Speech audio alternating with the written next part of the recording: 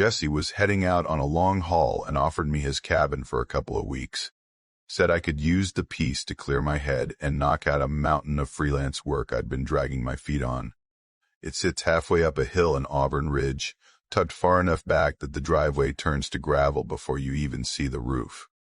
The first few days were honestly kind of perfect.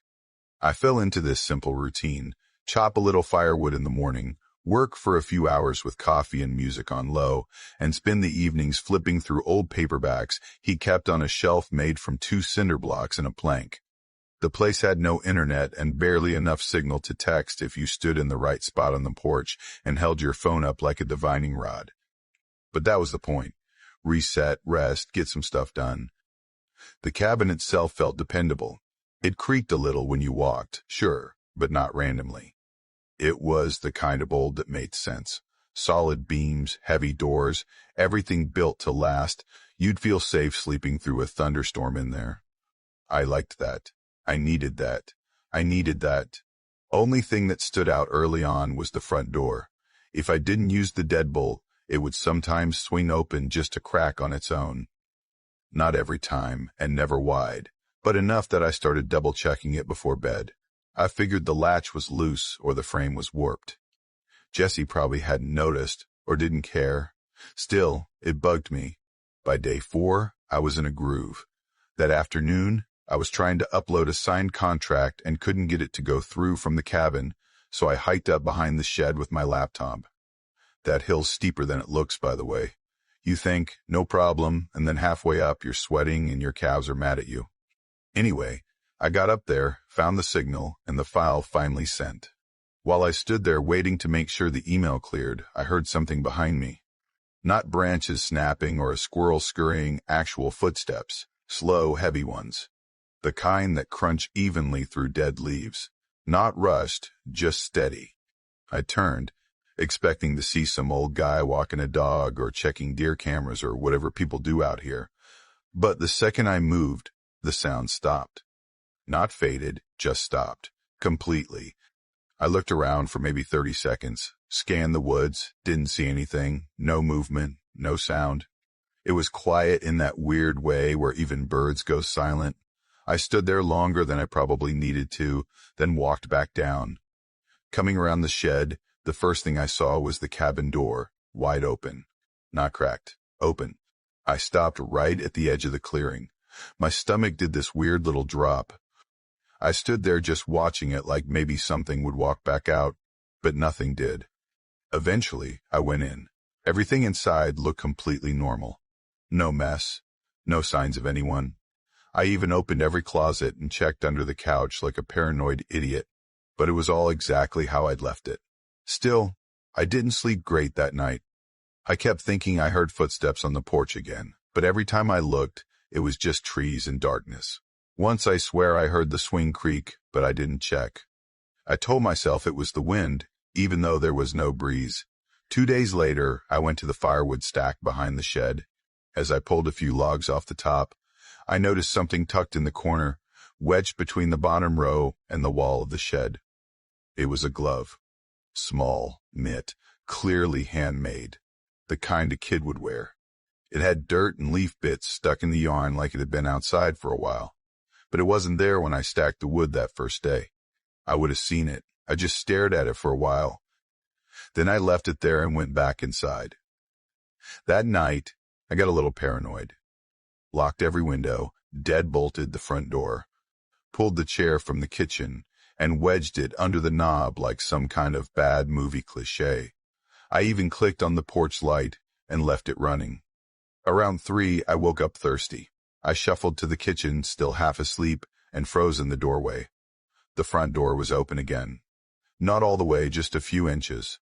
Enough that I felt the cold sneaking in, and enough that I could see the porch light spilling onto the floorboards outside. I stood there in the dark, completely still. My fingers went cold. The chair was off to the side like someone had nudged it out of the way, barely, but enough. I closed the door, locked it again, and didn't go back to bed. Just sat there on the couch wrapped in a blanket, waiting for morning. I told myself I was being dramatic, sleep-deprived, overworked. I thought about packing up, but it felt ridiculous to flee over a door that wouldn't stay shut. Next morning, I needed to clear my head. I grabbed a thermos and headed up the ridge. A thick fog had rolled in, though, which made the woods feel too quiet again. I kept walking anyway, hoping it'd lift. About halfway up, I spotted something on a branch just ahead of me, hanging at eye level like someone had placed it there on purpose. It was the other glove. Same size, same knit, same dirty bits clinging to the wool. I stared at it for a long time. Then I carefully took it down and walked it back to the cabin. I didn't bring it inside. I just laid it next to the first one behind the shed and didn't touch them again. That night was worse. I had the door blocked, lights on, windows locked. Still couldn't sleep. Around midnight, I heard the porch board shift. Not like an animal scampering across them, more like someone standing there, shifting weight from one foot to the other. I held my breath. The chair was still pressed against the knob. No one had come in. Then the swing creaked. Once. Then again. Then a pause. Then again. A steady rhythm, like someone was just sitting out there in the dark, rocking gently back and forth. It went on for nearly 10 minutes. Creak. Pause. Creak. Pause. I sat on the edge of the bed with the flashlight clutched in both hands, heart pounding. I didn't dare move. Eventually, it stopped. I waited for something, anything. A knock. A voice. The sound of footsteps leaving. But it stayed silent until dawn. When the sun finally started to rise, I opened the front door. The swing was still moving, just slightly, like it had been vacated a moment before, and on the seat, folded neatly like a gift, were the two gloves. I didn't grab my stuff, didn't clean up. I locked the cabin out of habit, though it felt like a joke by that point. I hiked up to the spot with Signal and called Jesse. I didn't even explain. Just said, I'm done. Something's not right out here. He didn't ask questions. Just said, that's fine. Don't bring anything from there back with you. Just go. So I did. Drove straight to my parents' place in Elkins.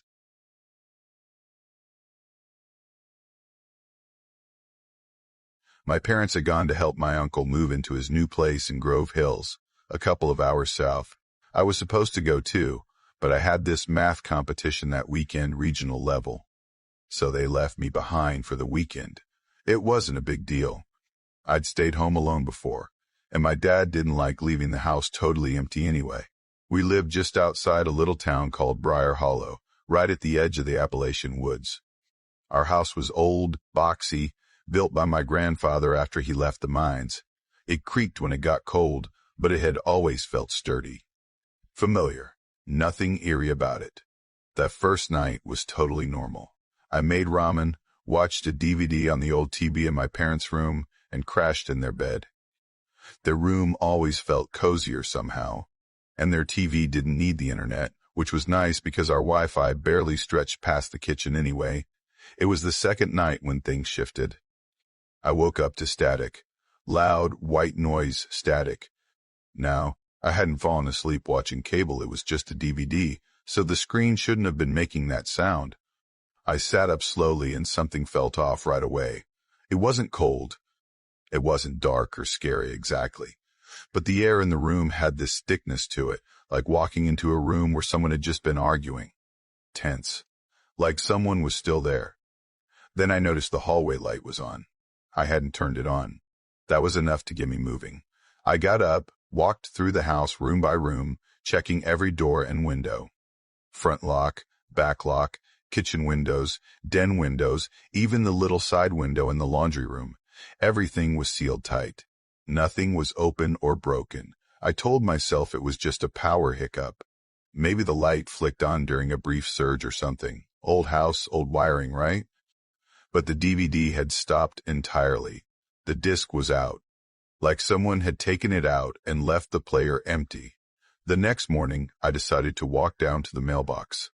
It was a little under a quarter mile from the house, just down a gravel path that curved off the main road.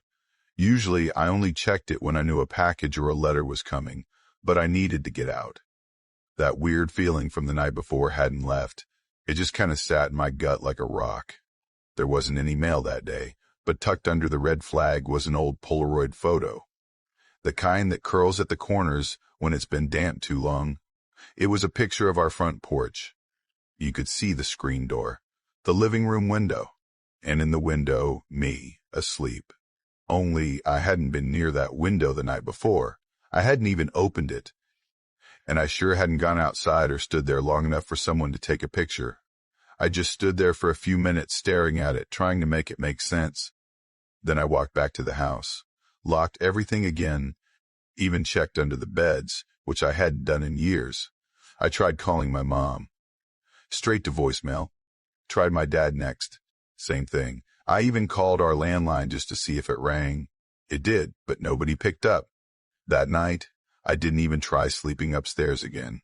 I dragged a blanket down to the den, grabbed the baseball bat we kept by the back door, and turned on every single light I could find. I figured if anything was going to mess with me again, I'd at least see it coming. I must have dozed off at some point. The next thing I remember was the microwave beeping. It was 4 a.m. The digital display just flashed EPIND, like the power had gone out and come back on, but the other clocks in the house, on the stove, in the den, were still set. Nothing else had reset, just the microwave. I opened it. Inside was a single dinner fork. Clean. Just sitting there in the middle of the turntable like it had been placed down, gently. We didn't even store forks in drawers. My mom had this glass mason jar on the counter where she kept all the utensils. She said it felt cozier than drawers. Whatever. The point is, there's no way that fork ended up in the microwave by accident. I didn't touch anything else. I took the fork out, put it on the table, and just stood there for a while. Then I checked every cabinet, every door again. Nothing out of place. Eventually, I slipped the fork into my backpack. I don't really know why.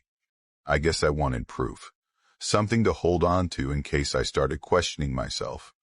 I didn't sleep again that night. Just sat in the den with the TV muted and kept my eyes on the back door. I don't think I blinked for hours. Around 9 the next morning, my dad finally answered. He was cheerful. Said they'd be back by dinner time and to leave the porch light on in case they got delayed.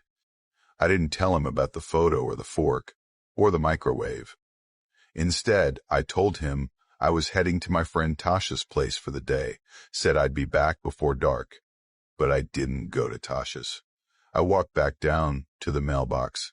Another Polaroid was waiting. This one showed the inside of the house, the staircase, and near the edge of the frame, down in the bottom corner, was a blurry shape, a figure, just a hint of a person. You could barely see their hand, but it was resting on the banister. I turned around and looked back at the house. I didn't go inside. I waited right there at the edge of the driveway until my parents got home. Must have been hours. I sat on my backpack and watched the trees shift in the wind. When my dad pulled in, he got out of the car looking confused, asked me what I was doing sitting out there with my stuff like I was waiting for a bus. I told him I'd locked myself out. He believed me. Inside, everything was in its place. No signs of entry. No Polaroids. No missing forks. But later that evening, when I went upstairs, I found my backpack on the floor. It was open, and inside was the fork, wrapped in a napkin. I didn't say anything. Just quietly put it in the closet and went to bed, with the lights on.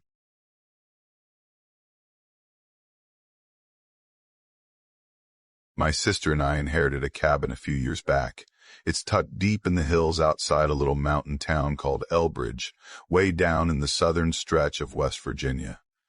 She lives up in Vermont and wanted no part of it. I was in Roanoke at the time, not close exactly, but closer than her, so the upkeep kind of landed on me. I didn't mind. The cabin's not much. Single story, metal roof, long gravel driveway that's more pothole than road. It's got one of those old propane heaters that clicks every few minutes, and the floor sags just enough to notice. There's a crawl space under it, which I've never been curious enough to explore, and a tiny shed out back that's more rust than structure. The closest neighbor is probably 1.5 miles down the road. Real quiet older couple who only show up on weekends. I've only seen them twice, and both times they waved like I was just another tree. The place has no internet. Barely any cell service.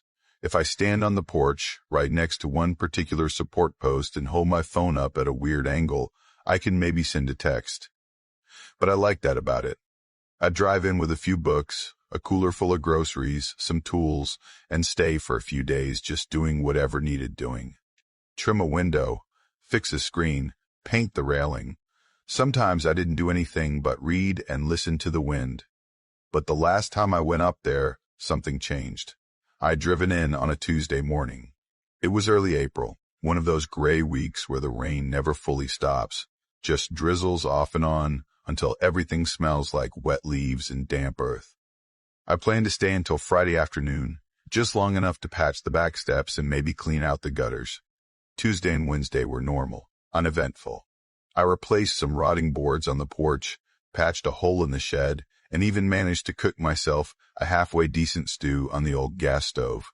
I slept surprisingly well, considering the heater's tendency to click and groan like it's talking in its sleep. Thursday was quieter than usual. No birds. No wind, really. Just stillness. I noticed it sometime around noon while I was sitting on the porch with a sandwich. Normally there'd be squirrels chattering or birds rustling in the brush out back, but it was dead silent. Even the trees seemed like they were holding their breath. That evening, around 9, I was inside on the couch, reading. One of those old used paperbacks with a broken spine and somebody else's notes scribbled in the margins. I'd just flipped the page when I heard knocking. Not from the front door, from the back. I didn't react at first. There's no porch out back, just a narrow strip of dirt and then straight woods. You'd have to come through brush and trees to even reach that door. It doesn't have steps, just kind of sags onto the slope. No one comes to that side, ever. But the knock came again. 3 slow, spaced-out knocks. I remember the way they sounded solid.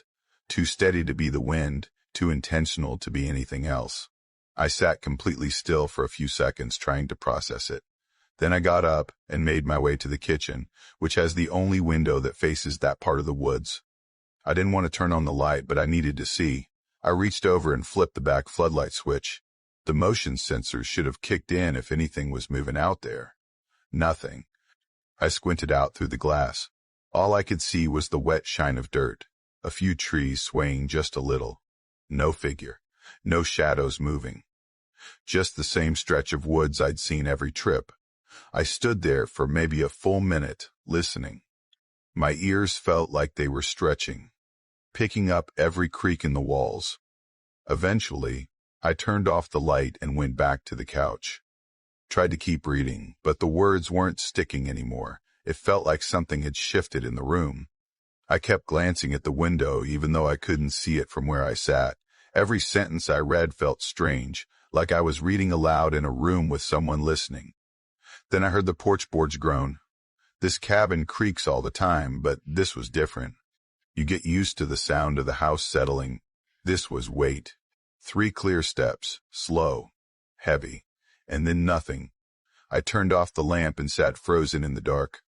From where I was, I had a partial view of the front window. It has a sheer curtain over it, thin enough that indoor light makes it glow a bit even when the room's dark. And I saw it. A shape, not a clear one.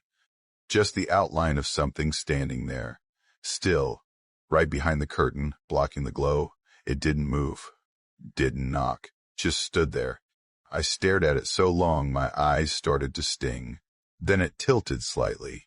Not like it turned its head, more like it leaned, like it was looking in, adjusting. That was enough. I backed down the hallway, grabbed my keys off the hook by the kitchen, and slipped out through the side door. I didn't even put on my boots, just ran across the gravel in socks, wincing with every step. My truck was parked at the edge of the drive, maybe 100 feet from the cabin. I didn't look back until I was inside, doors locked, engine running. The house looked still.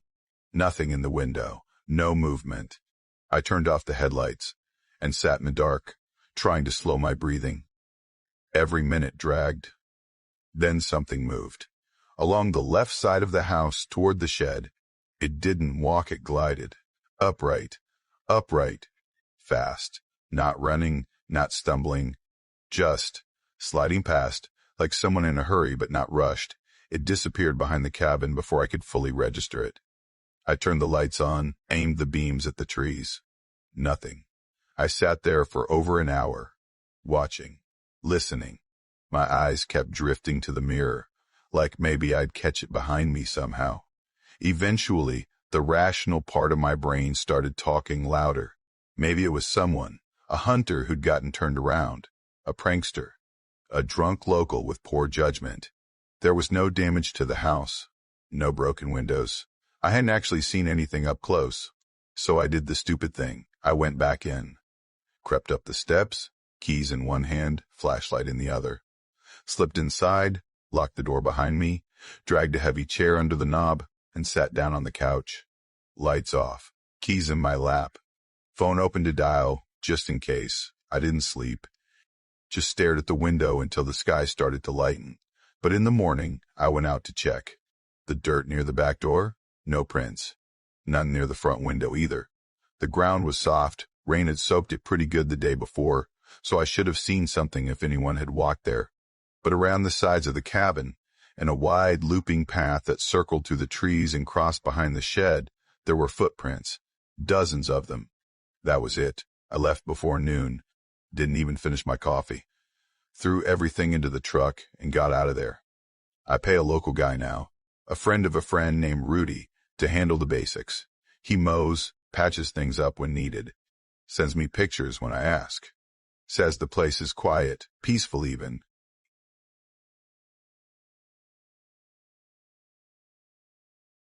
My cousin Ellie had to fly out to New Mexico for a few weeks, some sort of emergency staffing thing for a geological survey group she freelanced with, and asked if I could stay at her place while she was gone.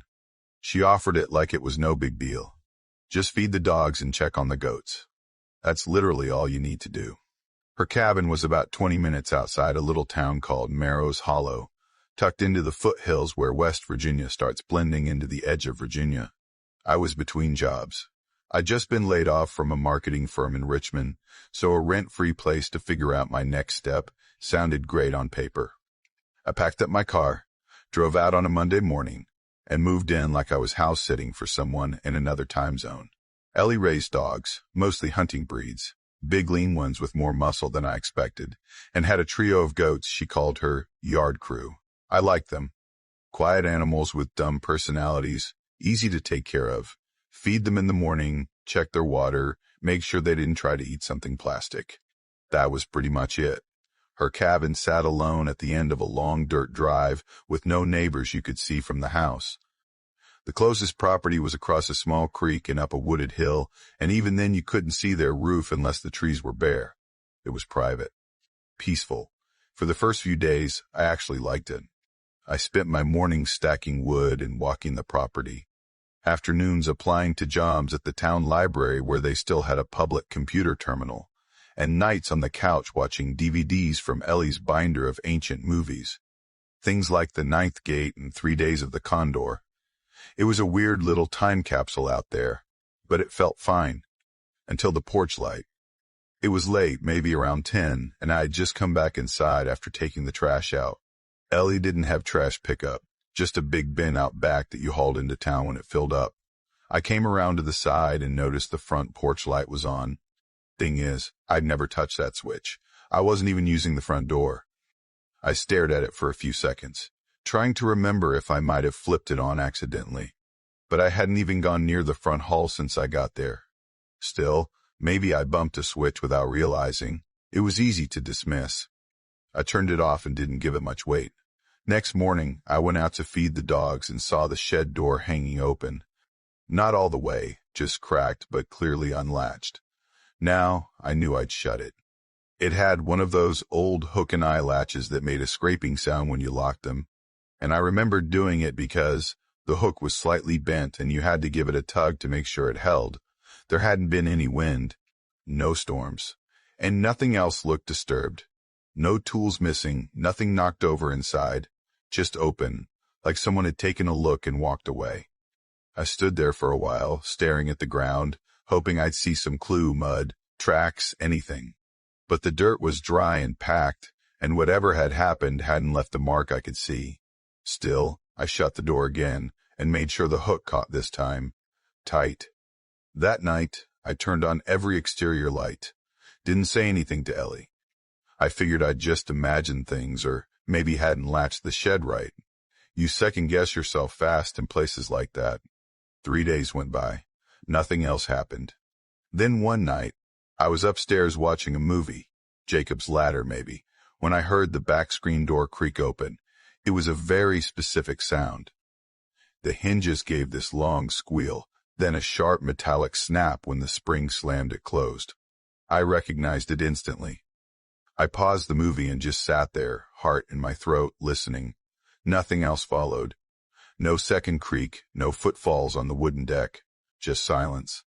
I waited there for over an hour, didn't move, kept the volume off. Even when I finally stood up, I didn't go downstairs. Just sat in the hallway outside the bedroom, holding a flashlight, waiting for something more. Nothing came. But I didn't sleep much that night. Next morning, the goats were acting weird. All 3 of them were crammed into the corner of their lean-to, even though the weather was mild and dry. I figured maybe a coyote had come sniffing around, but they weren't acting scared. They were huddled like they didn't want to move at all. That's when I saw the feed bucket tipped over. I'd left it propped against the wall like always, but now it was dumped, and there were wet boot prints in the dirt near it. Not mine. I checked. My boots were still clean, and I hadn't worn them in days. The prints were smaller, with a different tread, one I didn't recognize. That night, I made a point of checking every door and window twice. I even used a stick to prop the back door shut and lock the shed again with a chain. The dogs were uneasy. Tank, the big shepherd mix, paced for hours and kept pausing at the screen door like he could hear something I couldn't. At one point, around 2 in the morning, I dragged his bed into the front room and just sat with him. He didn't sleep. Just lay there, ears twitching, occasionally letting out these low grumbles. Nothing else happened that night. Then came the rain. I woke up at 4:30 to find the upstairs hallway light on. I hadn't touched that switch in days. It made a loud click you could hear across the cabin, and it wasn't something you'd turn on by accident. Especially not from bed. I got up, heart racing, and did another sweep with the poker from the fireplace. All the windows were locked. The doors were still bolted. But the basement door, the one in the kitchen, tucked behind the pantry, was open, only an inch, but it was enough. That door stayed shut unless you turned the old metal latch, which made a sound like cracking your knuckles when it snapped into place. I hadn't opened it since the second day, when I tripped the breaker using the microwave and a space heater at the same time. I pushed it shut, leaned a chair under the knob, and didn't sleep at all. Next night, the same thing happened. I know I turned off every light. I used a flashlight to go upstairs. Still, around midnight, that same hallway light was glowing again. I stood at the bottom of the stairs and just stared. I didn't want to go up. I didn't want to even see what might be waiting at the top. It wasn't that I thought someone was there. I just had this deep, crawling certainty that something had been there. The next morning, it was pouring. The dogs refused to go out, and the goats stayed tucked under their shelter, barely moving. I opened the front door to check the rain, and there they were, boot prints. Same tread, same size, leading from the woods straight to the back deck, and stopping. No return tracks.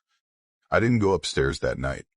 I dragged Ellie's camping cot into the living room, left the TV on low, and tried to pretend I was just being paranoid.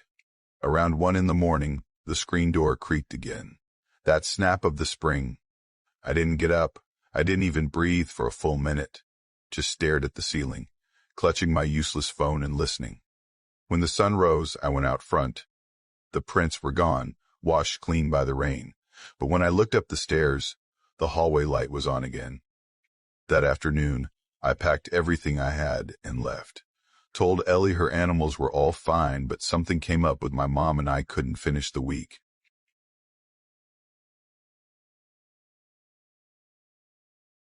My mom had to drive up to Madisonville for a family emergency, something sudden with my aunt's health. She asked if I wanted to come with her, but I had school and a quiz that week, and I figured I'd be fine holding down the fort for a few days. We live in a place called Briar Hollow. just outside of Spencer's Ridge. It's tucked way back in the trees. Gravel road, long driveway, mailbox half-eaten by rust. The house itself has been in our family forever. My great-granddad built it from scratch in the 50s, and it looks like it. There's nothing charming or vintage about it. No antique character. Just tired wood, peeling trim, and a draft that seems to come from every corner even with all the windows shut. But it's home. One odd thing about it. Our attic isn't the pull-down kind with the string and ladder. It has its own actual door, like a regular room. It's right at the end of the upstairs hallway, between my bedroom and the old sewing room that nobody really uses anymore. Inside the attic, it's not finished. No drywall, no insulation, just beams, nails, and the occasional spider that somehow ends up way bigger than it should be. Behind all that, there's this crawl space. Low ceiling, tight width, runs the full length of the attic along the back wall. We used to call it the tunnel when we were little. My brother Cal and I would crawl in there with flashlights and pretend we were on secret missions. Eventually, we outgrew it, literally and mentally, and the crawl space just became one of those forgotten corners of the house. We kept the little door to it shut, no lock, just a wooden latch. But it stayed closed. That week, with Mom gone, I was on my own. The first night was fine. I made myself ramen, watched a movie, stayed up way too late texting Max and Alana from school. Just normal stuff. I remember the microwave light was the only thing on in the kitchen while I scrolled through my phone. Around 10:30, I noticed the motion light in the backyard come on. That happens sometimes. We've got deer, raccoons, the occasional nosy fox. I got up, looked out the kitchen window. Nothing. The light buzzed softly but didn't catch anything moving. I figured the wind or branch set it off and went back to the couch. Maybe 10 minutes later, I saw the front porch light blink on. Now that one's different. It's one of those heat sensor lights. Doesn't just react to movement. It picks up body heat. I sat up straight, phone still in my hand, and turned to look out the narrow window near the door. Couldn't see anything from that angle. I walked over and checked through the peephole. Porch was empty, no car sounds, no footsteps, nothing. Still, something felt wrong. Not panic exactly, just this buzzing sense in my chest like something was watching me through a wall I couldn't see through. I clicked the deadbolt shut, even though I knew I'd already locked it earlier. Then I turned off the living room light and stood there for a minute, trying to listen through the silence. That quiet can feel thick sometimes, like it's pressing in on your ears. I was just about to head back to the couch when I heard a dull thud from upstairs. Not loud, but solid, like something heavy had shifted. My eyes went straight to the ceiling. All the windows were closed. Nothing was running upstairs, no fans, no vents. We didn't even have central air. Then it happened again. A second thud, sharper this time. Closer. I didn't want to believe it, but I knew where it came from. The attic. I went to the coat rack by the front door and grabbed the old baseball bat my dad left behind when he moved out. I held it like I'd seen in movies. Hands tight near the bottom, elbows stiff. I didn't feel brave. I just felt like I needed to have something in my hands before I moved. Every step up the stairs felt like it echoed. I took them slowly, listening between each one, waiting to hear something else. When I reached the top, I stared at the attic door. It was closed. I don't know what made me do it, but I knocked. Just once. Lightly. It felt like a weird instinct, like I was asking permission or bracing for something to knock back. Nothing. I opened the door. It creaked like always. The attic was dim. There's just a single bulb hanging in the center on a string. I pulled it. Light flickered on. Everything looked normal. Boxes stacked near the wall. Some old clothes in plastic tubs. Dust swirling in the air like it always did. But the crawl space door in the back, it was ajar. Not wide, but enough to see that it wasn't shut. We never left it open. Ever. Ever. I walked across the attic slowly, every step crunching dust and grit under my shoes. I bent down and shined my phone light into the crawl space. The light barely cut through, maybe 4 or 5 feet in, and then just black. Heavy, thick dark that didn't feel like regular darkness. more like something was waiting just past where the light stopped. That's when I heard it. A soft scuffing sound, like something brushing against the wooden floor. Not fast or loud, just a subtle drag, like a hand or a piece of cloth moving across the planks. I froze. Then came the click. The light bulb above me went out. I bolted. I didn't close the attic door gently. I slammed it, shoved the latch in, then backed away fast. I didn't even go down the stairs. I went to my room, flung open the window, and dropped straight into the backyard barefoot. I ran behind the barn where the cell signal's strongest and called my Uncle Jude. I was shaking so bad I dropped the phone trying to unlock it. He picked up right away, probably confused why I was breathing like I'd sprinted a mile.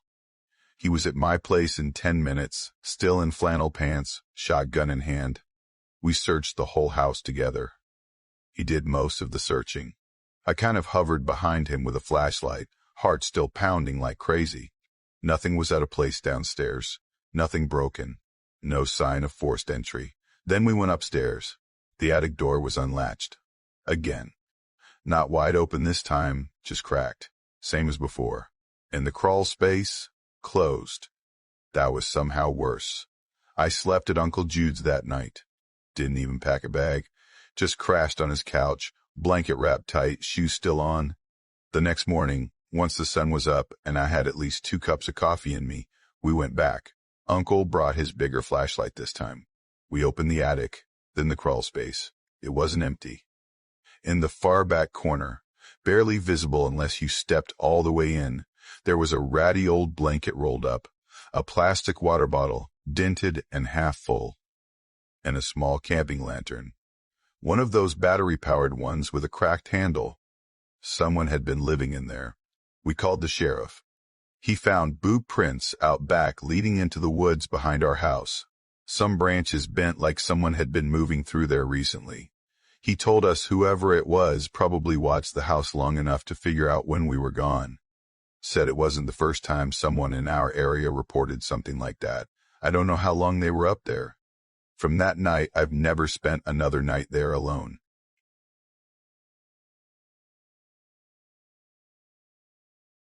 I was 27 when I agreed to house sit for my cousin. The place used to belong to his dad, this old 2-story house, tucked off a dirt road in a really quiet part of Pennsylvania, Edge Hollow or something like that. Not even a real town. He was fixing it up to rent out, but work had pulled him out of state for a few weeks, and he needed someone to keep an eye on the place. I wasn't working at the time, and I figured a change of scenery might be good. Maybe read a bit, reset my brain. I'd just gotten out of a weird breakup and honestly didn't have anywhere better to be. He gave me one key. Told me the water was running, power could be a little flaky if the wind picked up, and warned, kind of offhandedly, that the woods tended to throw sound in weird ways. Just don't freak yourself out, he said, like I was about to go camping in my own head. The first night there was fine. Kind of boring even. I unpacked, made some pasta with the few groceries I brought, and found an old radio in the kitchen drawer that still worked. I flipped through static until I found some station playing bluegrass and left it low in the background while I read. Went to bed early. The place had this strange quiet, not unpleasant, just thick, no cars. No distant hum of anything, just the occasional creak of wood, the way old houses breathe when they're not used to people. Then came the second night. I woke up around 2 in the morning to this knock. 3 sharp knocks. I sat up fast, heart thudding, and just listened. It sounded like the front door. Not a pipe, not the house settling. It was too clean, too steady. 3 even knocks, like someone wanted to be let in. But the weird part? There hadn't been any other sound. No crunch of tires on the gravel, no footsteps on the porch, nothing leading up to it. I mean, I'd have heard someone approaching. The house was that quiet. I didn't get out of bed, just sat there, straining to hear anything else, until the light coming through the window changed enough that I knew it was morning. When I finally worked up the nerve to check, there was no one out front. No footprints in the dirt, no tire marks, nothing out of place. Just the kind of stillness that makes you feel like maybe you dreamed it, but you know you didn't. 2 days later, I took a walk down to a stream that ran about a 1/4 mile from the house. I'd found it by following a barely there trail through the trees. The whole thing took maybe 30 minutes, and I was gone less than an hour. When I got back, the front door was cracked open. And here's the thing, I always locked it. The deadbolt required the key even from the inside. It's just one of those habits I've had since I lived alone in a sketchy apartment back in college. Lock, check, double check. I froze for a second, called out, nothing. The house was still. I grabbed a hammer from the toolbox by the stairs and walked through every room, checking closets, behind the shower curtain, even inside the pantry. Nothing looked touched, no drawers open, nothing missing. But the kitchen light was on. I know I didn't leave it on. That night, I locked every window, pushed a chair under the doorknob, slept with my phone in my hand and the hammer under the mattress. No knocking this time. But I did wake up around 3 to this soft sound. The faucet in the kitchen was running. Just a slow stream of water. I walked down in the dark, barefoot, with the hammer still in my hand, and turned it off. Then I just stood there for a while, staring at the kitchen window. That's when I noticed my reflection felt delayed. Like I'd moved my head, and a split second later my reflection followed. I thought maybe I was just tired. Blamed the weird lighting, but I didn't turn my back on it until I was back upstairs. The next afternoon I went around back to chop wood. There's this small shed back there, pretty ordinary, with a rusty lock that didn't actually latch. I hadn't opened it since I arrived, but I needed a hatchet. And there, sitting inside the shed like it had been dropped there casually, was my backpack. I always kept it zipped up under the bed in the guest room where I was sleeping. I checked it constantly, partly because it had my wallet, and partly because I'm a little obsessive like that. But there it was, out in the shed. I brought it inside, dumped it out onto the kitchen table. My phone charger was missing, so was the flashlight I kept in the front pocket. I hadn't used either since arriving. That night, I found the charger inside the bathroom cabinet. Like someone was putting things back in the wrong spots on purpose. That's when I started documenting everything. I drew a layout of the house on a piece of scrap paper and marked where I put stuff.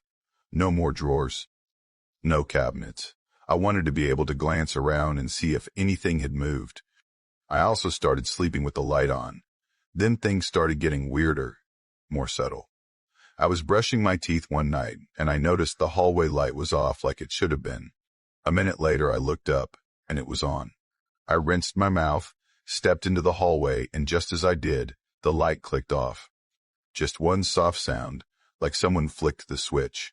I stood there a while, not sure what to do. My skin felt cold all over. I didn't hear footsteps, no breathing, just the absence of sound. Like someone was standing there holding their breath. After that, I shoved the bedroom dresser in front of the door each night. I also stopped going outside completely. The woods felt wrong. The air was heavy, the trees too still. During the day, the window reflections were off just a fraction of a second too slow, just like the kitchen. At night, I saw shapes in the glass that didn't line up with anything in the room.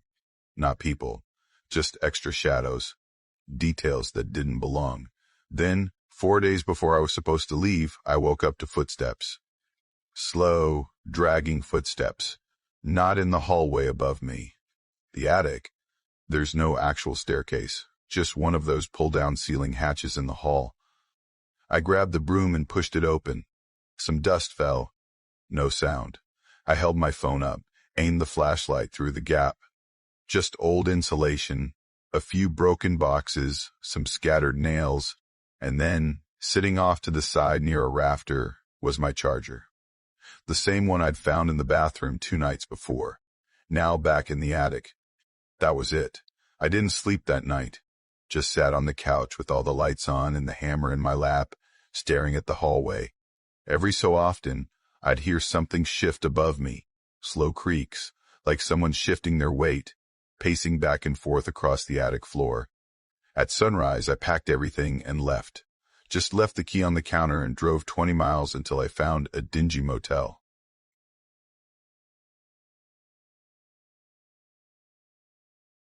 My brother Lenny owns this place way out in the Appalachian Hills, not far from a little town called Dorsey Hollow.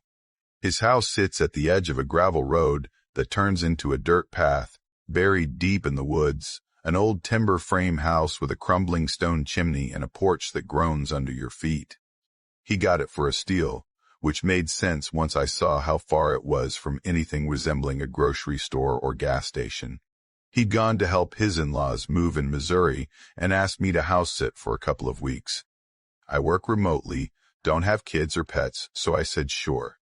Figured it would be a quiet break from the usual city buzz.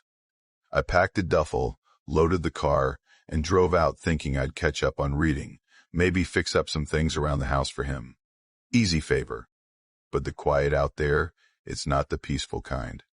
It's a heavy kind. No sirens, no traffic, no neighbor mowing their lawn too early on a Saturday.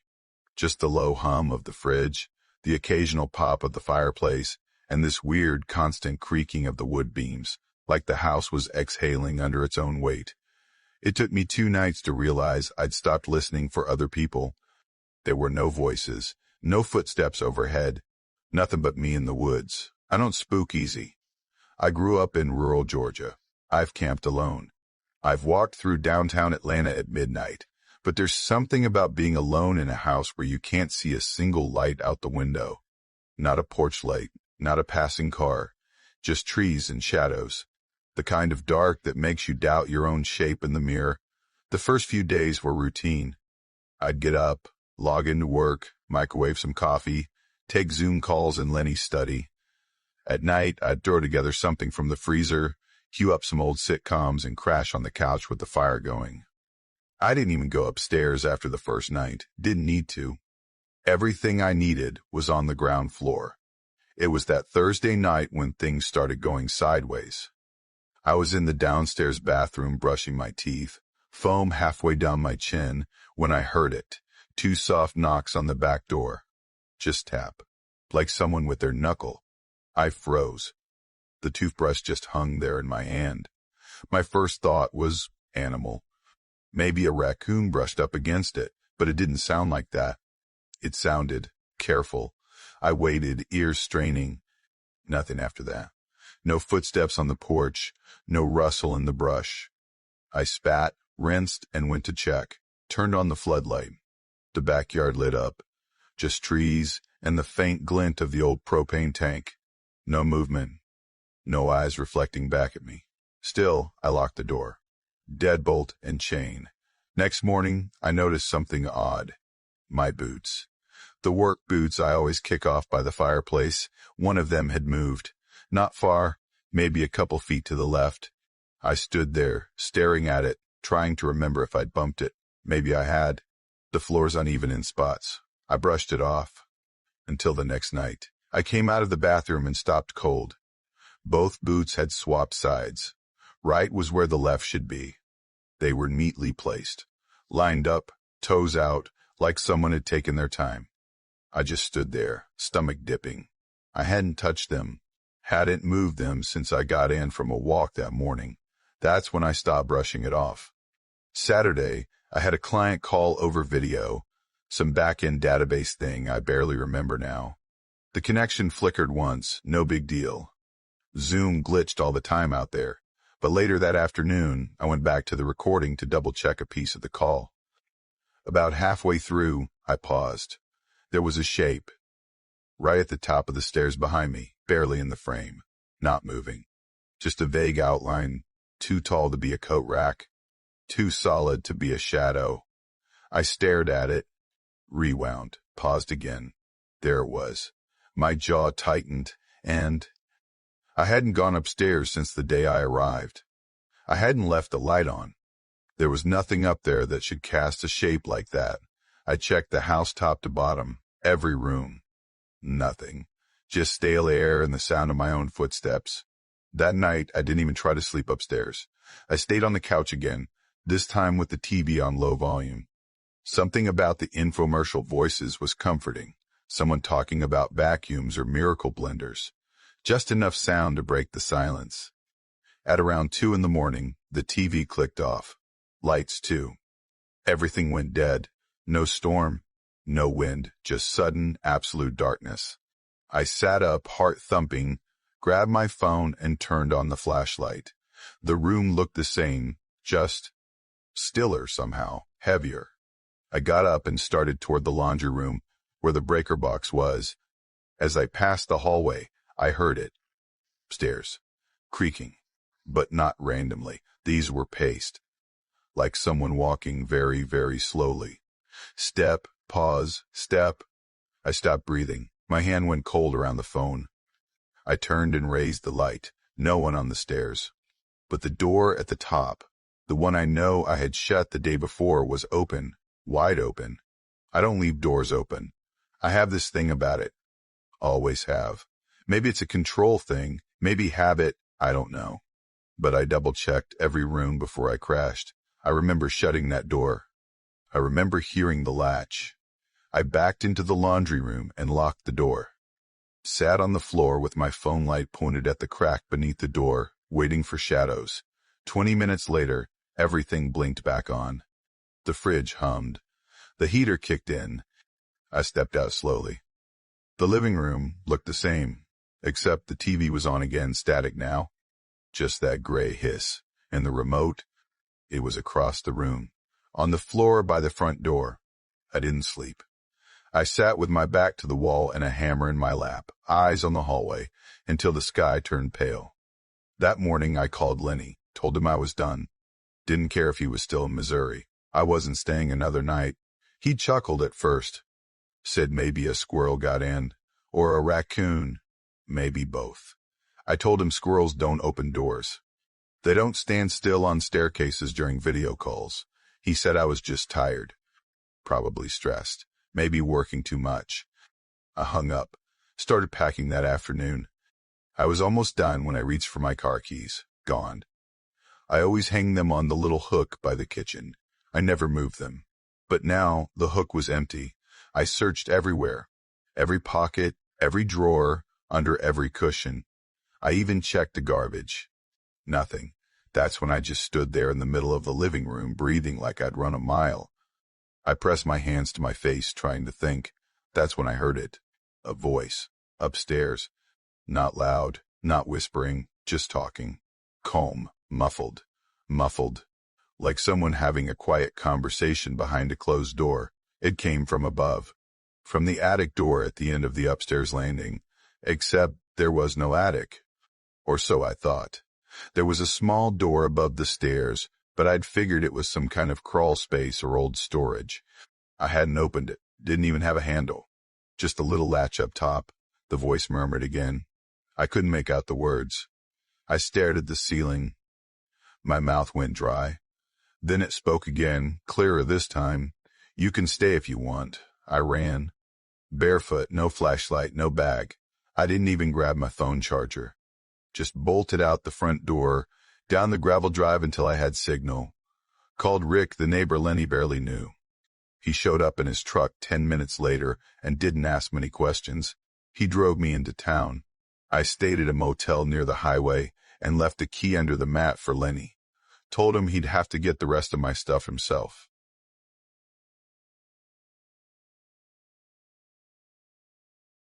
My Uncle Lowell offered me his trailer for a bit while I was in between jobs and basically drifting. At the time, I was broke, tired, and didn't have anywhere better to go, so I took him up on it without asking too many questions. The trailer sat about 15 miles outside of a place called Briar Ridge, more of a dot on the map than an actual town. Lowell worked nights at a compressor station about an hour north and usually only came back every third day or so. He told me to treat the place like mine. Just keep the doors locked and don't mess with the breaker unless I had to.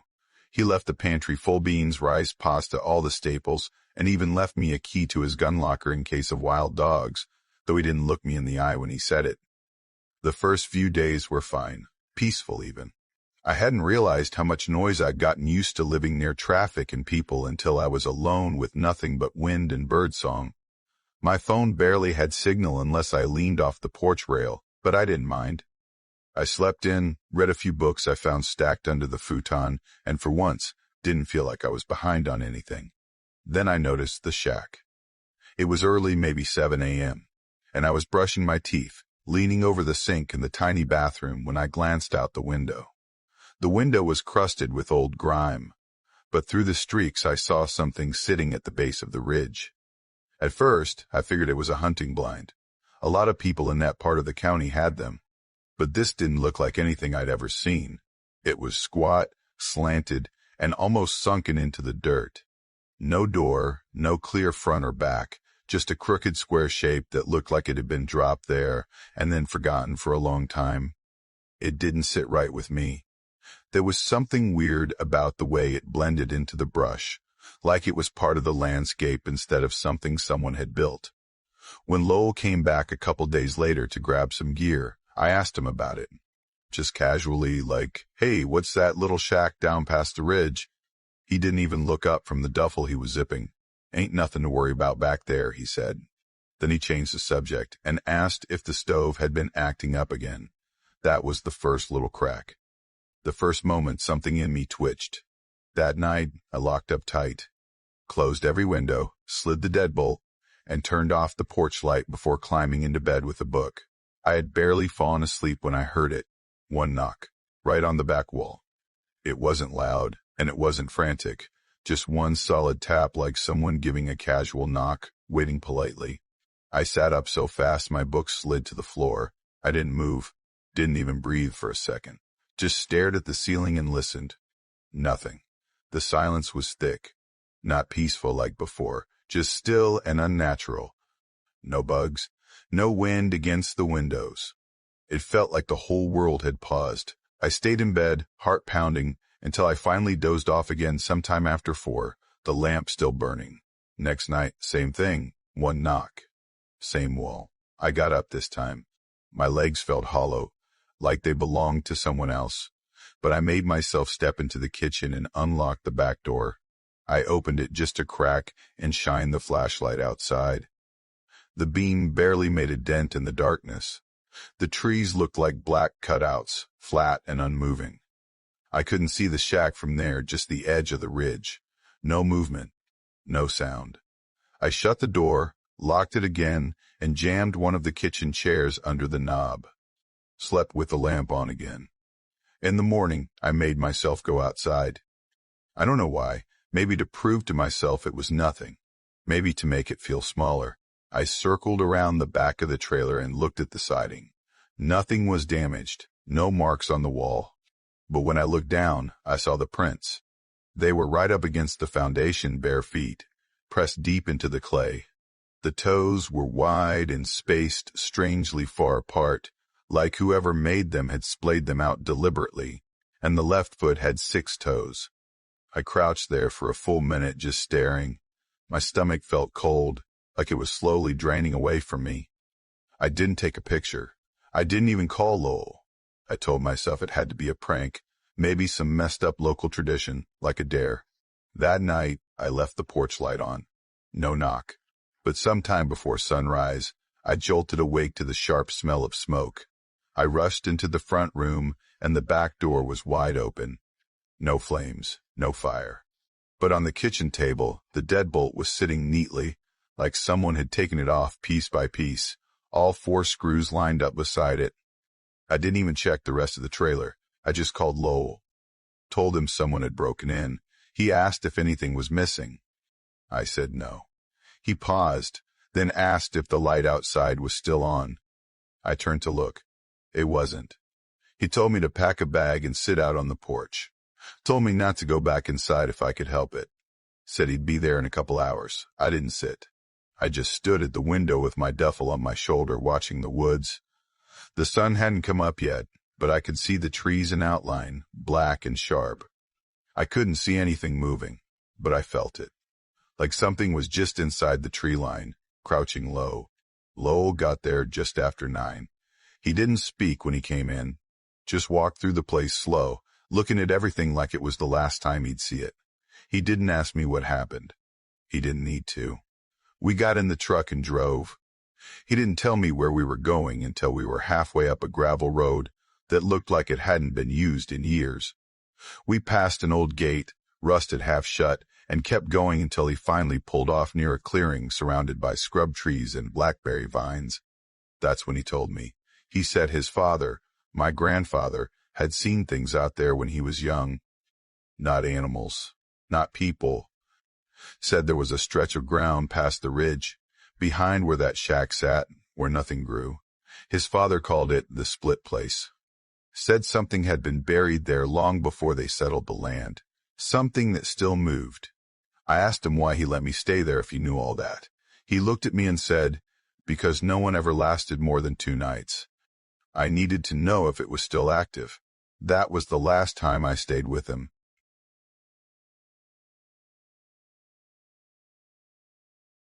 I was 22 when my uncle asked me to look after his place for a week.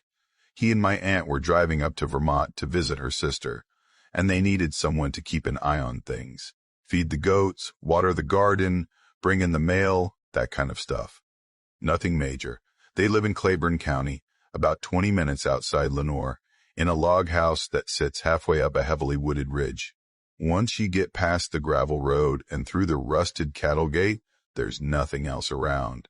No neighbors, no lights, just trees and silence. At the time, I thought it sounded peaceful. I got there on a Sunday afternoon. My uncle walked me through the basics, where the feed buckets were, how much to water the tomatoes, how to reset the breaker if the power went out, that sort of thing. He showed me how to double-check the latch on the goat pen and pointed out the landline in the kitchen. Before he left, he gave me one last piece of advice. Make sure you leave the porch light on at night and always chain the goat gate.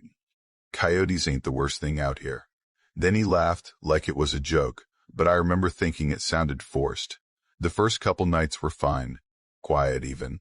I settled into a routine, fed the goats in the morning, watered the garden in the late afternoon, spent the evenings reading on the porch or flipping through the radio stations. There's no Wi-Fi up there, and barely any cell reception. If I stood out on the eastern corner of the porch and tilted the phone just right, I might catch a bar or two, but usually not enough to load anything. Honestly, I didn't mind. It was kind of nice to be cut off for a bit. Peaceful, still. Then came the third night. I woke up at some point after midnight. No dream, no noise, no thunderclap or creaky floorboard, just this sudden alertness, like my body had yanked me out of sleep before my brain could catch up. I sat up on the couch, heart ticking a little faster than usual, and realized there was this weird pressure in my ears. Not painful, just heavy, like when a storm front's coming in or you're driving down a mountain too fast.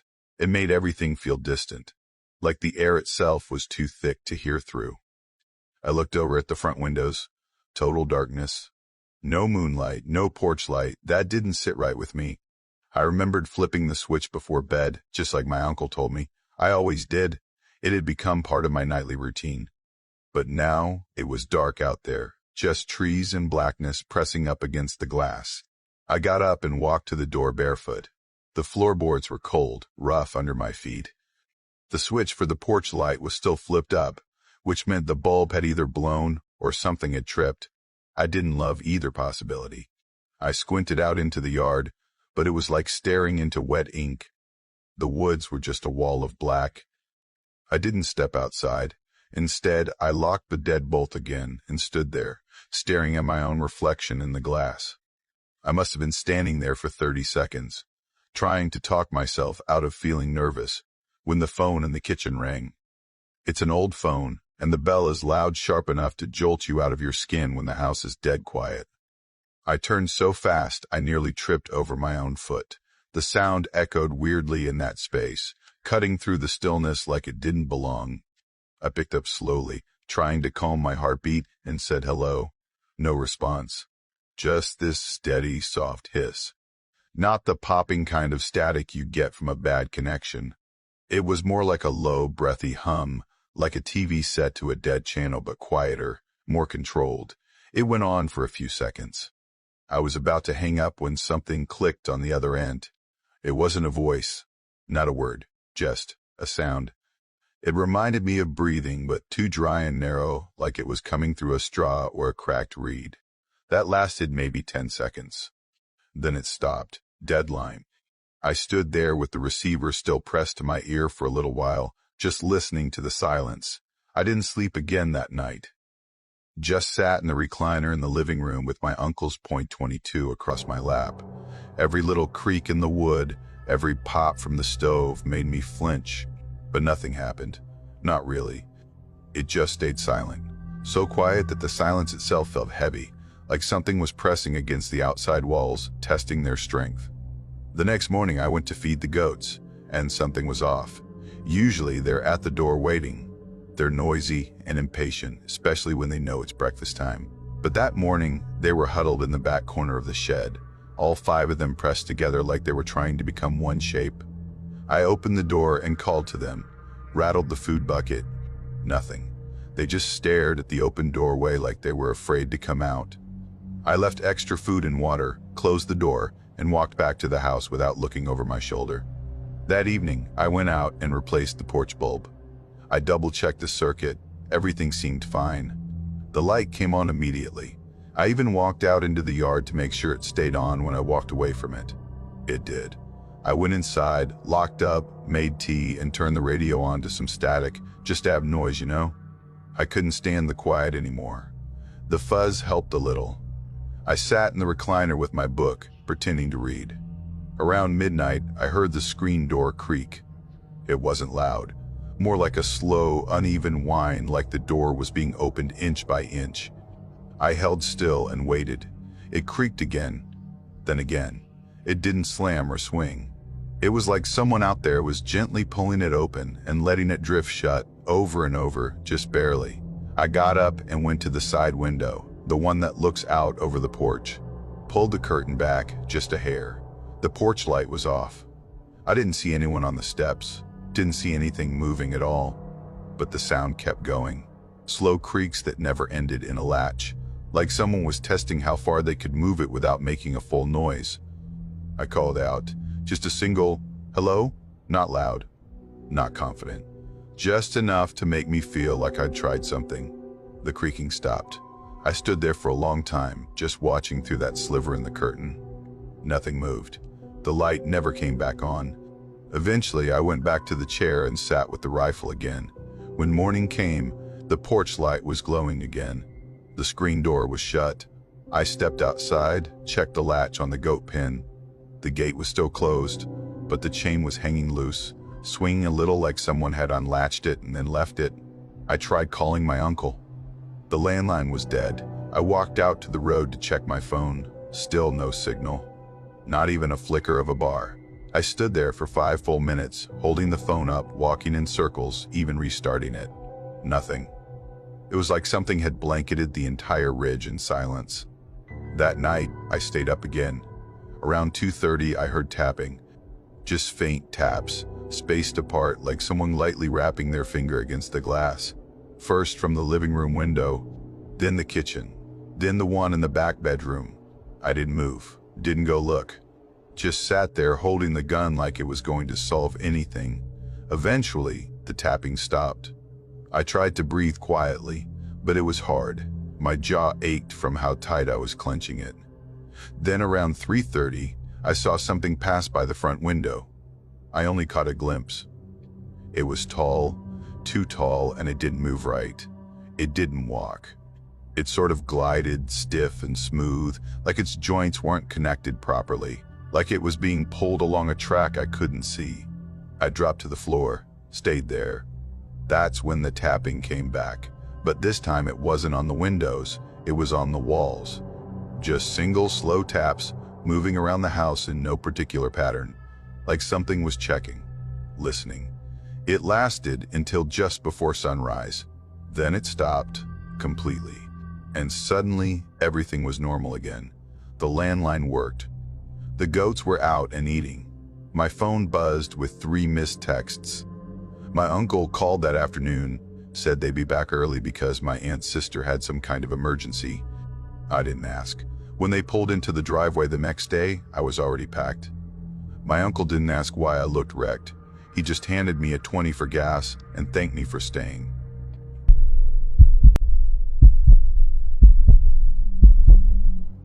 My name's Ren. Mom was heading out to Greenville to stay overnight with my aunt. My cousin Nathan was having minor surgery, nothing life-threatening. But he was the youngest and kind of a worrier, so she wanted to be there. I told her I'd be fine alone. I meant it. We lived a little outside of Linton Ridge. The house was old but solid. It sat at the edge of about 10 acres of woods that backed up against state land, quiet, secluded. I'd grown up out there, used to the creaks and groans that came with old beams and strong wind. Some people would hate it, how dark it got, how far we were from other people. But to me, it felt like breathing room. That night, it had just started to feel like fall.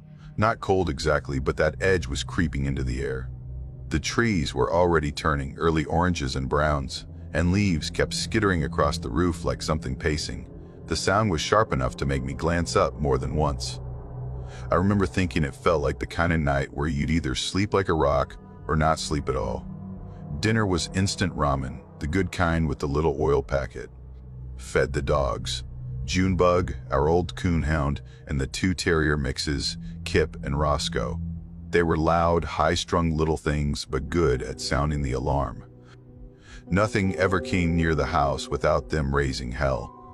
Before it got fully dark, I went around locking up kitchen door, mudroom, cellar hatch. Standard stuff. I kept a big flashlight next to the door, even though our generator was solid. It flipped on within seconds if the power cut, but my stepdad had drilled that habit into me. Always know where your flashlight is. He'd been gone 2 years, but some routines stuck like glue.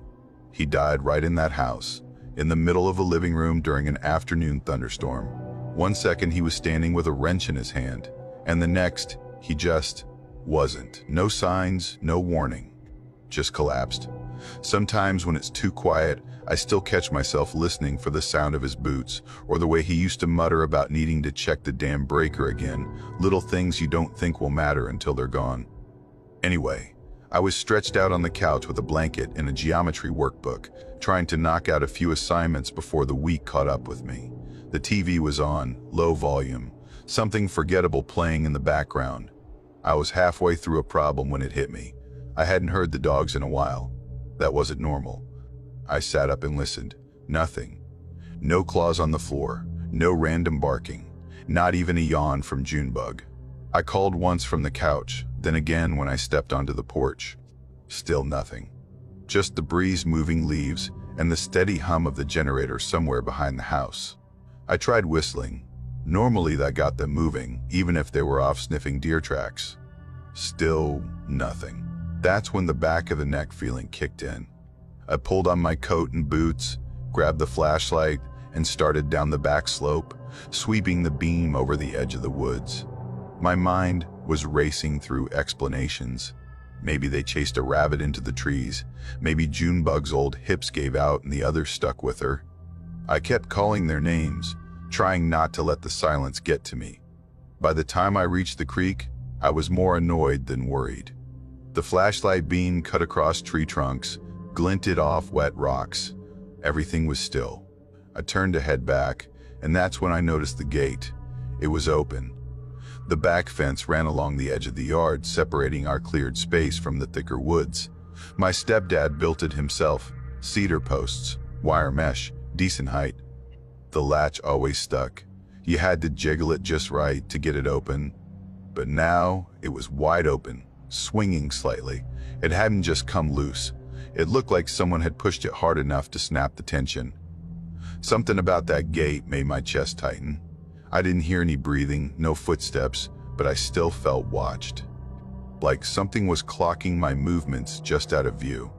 I turned fast and started heading back. Halfway up the hill, I heard it, the porch door slamming shut. I stopped. I hadn't left it open, and the sound wasn't casual. It was loud, definite, not the wind. I flicked off the flashlight and dropped low behind a tree. I could see the house from that angle, partially. The porch light, which should have still been glowing from the generator backup, was out, completely dark. No light from the windows either. But after a few seconds, a faint flicker pulsed in one of the side windows. The TV was still on. Something was moving in front of it. I crept around the house, slow, careful where I stepped. From the edge of the porch, I could just barely see inside. Someone was standing in the living room, between the couch and the TV. They weren't moving, just standing there, like they were trying to figure out what the couch was for. I couldn't see their face. but the way their arms hung straight down, stiff and weird, and how their shoulders were hunched, it was wrong. The body language didn't read as normal. It was like whoever it was hadn't quite figured out how to be a person yet. I froze. For a minute, I just stared, trying to convince myself it was a shadow, a reflection, anything. I was reaching for my phone when they turned their head just slightly, just enough. I ducked back, heart slamming, not all the way toward me. Just enough to know they'd noticed something. I waited, longest minute of my life. When I peeked again, they were gone. No figure. Just late-night infomercials lighting up the walls. I didn't go to the door. I backed off the porch and went around to the basement window. The frame stuck a bit, but I got it open and crawled inside, landing hard on the cement. I kept low, grabbed the crowbar from under the workbench, and moved up the stairs, every step slow, trying not to make them creak. In the kitchen, the lights were on again, just like normal. But when I looked closer, things didn't match. The coat rack had one more jacket than usual. Bright red windbreaker, no idea whose it was. The floor mat by the door had muddy prints, one direction only. In, none leading out. I edged forward and looked into the living room. Nobody. TV was on. Couch empty. Everything exactly how I left it. Except the remote was gone. I was standing there trying to make sense of it when the sound came again. Clack. The third stair from the top. I didn't move, didn't breathe. Then another step, closer now at the hallway landing. I raised the crowbar, my palms wet. And that's when I saw them, standing at the end of the hallway, back to me, still a stone, facing my bedroom door like they belonged there. They weren't tall, about my height. But something about how their arms hung, how their head tilted too far to the side, it made my skin crawl. It wasn't just stillness, it was wrongness. Like a puppet before the strings get pulled. I should have shouted, should have run, but I just stood there. Then, as if they heard some internal cue, they moved sideways into my room. I bolted, out the front door, down the hill, through the trees to the neighbor's place. Didn't stop until I was pounding on Joe's door, yelling his name. He opened it with his shotgun in his pajama pants, blinking hard. He didn't ask questions, just let me in. The sheriff came 20 minutes later. They searched everything, top to bottom, no forced entry. No extra jacket, no footprints, no broken locks. The dogs were back, tied up to the oak like they'd been there the whole time. I stayed with Joe and his wife that night. Didn't sleep. When Mom came back the next morning, I told her everything. She didn't doubt me. But what could she say?